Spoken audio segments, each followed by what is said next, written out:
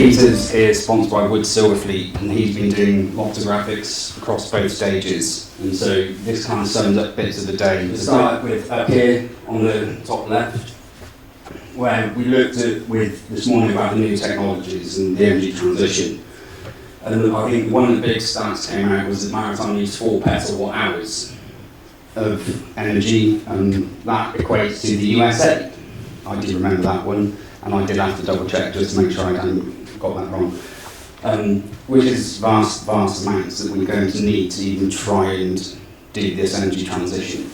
But then it also links into the supply chain, and it's almost having that network of connections and how everything works together, rather than just relying on individuals and separate entities to do it. So we kind of got into there, and then one of the things that did come out as well was that leadership's key for the energy transition. We're going to have a huge, massive shift between where we are right now if we're going to go zero emissions. And then linking in with that, it's not just about net zero, we want absolute zero, because we heard from Magda this morning, where it's all about, at least in this stage, where it's all about the ocean health, and actually it's more than greenhouse gas emissions. There's a lot more. It's messing with all the ocean health that's causing even bigger problems long term.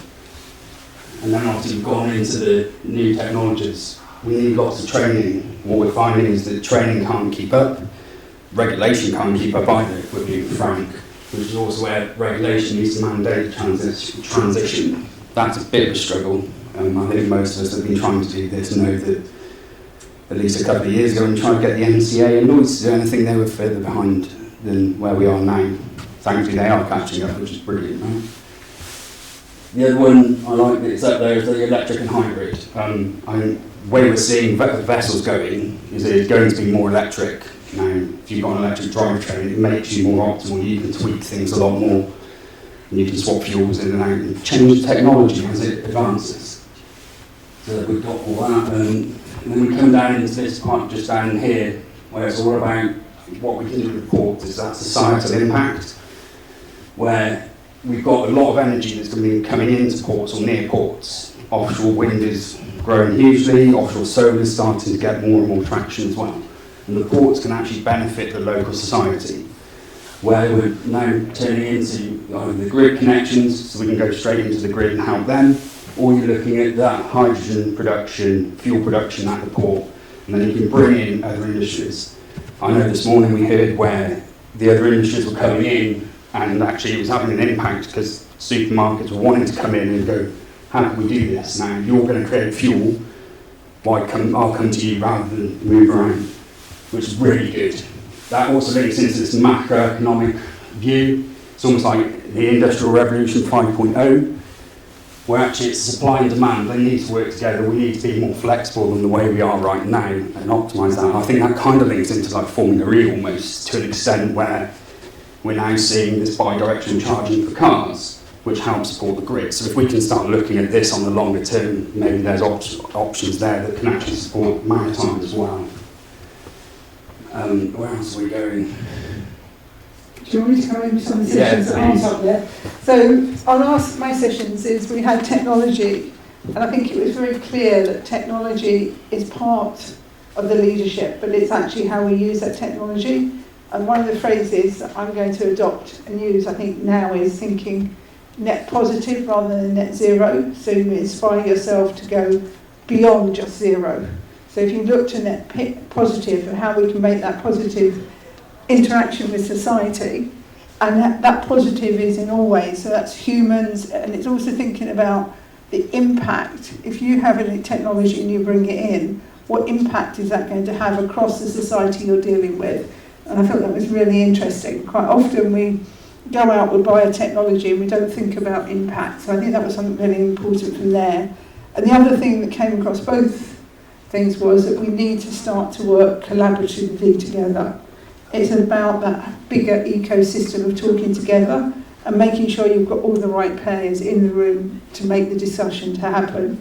So from my point of view, I think it's enlightening just how central in all the conversations the human element was, and that we need to really think about that, both of training and also how they're going to implement all these changes within the industry. And technology is an enabler, it's not a replacement. I think came over very clearly. Yeah, and I think to follow on that, I've spotted it up there now, is it's all about the skills as well, right? So touching on that there is a massive, massive skill shortage. And it's not just the big ships, it's the small ones that are even worse off, right? And that's, in the UK, that's what we predominantly build as the smaller craft. And if we're struggling with skills on build, and even to then crew these vessels, is a big driver, right? And actually, do we look at, again, like Formula E's example, and not just because it's the last talk, and it was a really good one, but it's the way they're trying to get more people in, and getting girls in, that's really useful. Do we look at trying to do something similar a lot more, rather than just relying on us trying to pull people in where it used to be like, well, my dad worked in the yard, so I'm going to go and work in the yard in the family trade.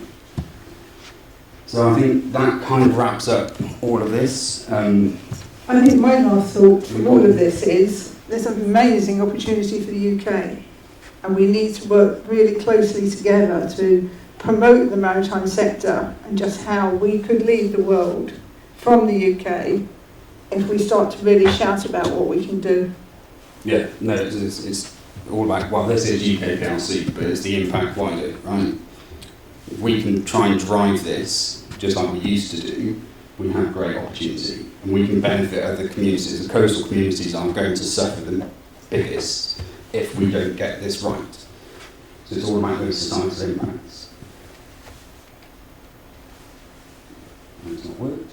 And so, to wrap it up, we'd like to thank all our sponsors out there, so Danfoss sponsoring, MIT, Solis, Woodsill Fleet, Pink Onion, Next Wave, Uber Boat, by Thames Clippers, Corey, Visit Greenwich.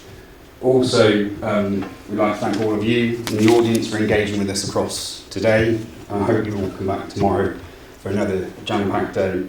And finally, we'd like to thank National Maritime for organising this in partnership with the University of Greenwich. And I think I can see Peter up the back there. Can I ask, Peter, our thanks to you for putting this all on, and Kaylee, you've worked really, really hard. So a round of applause for Peter and Kaylee.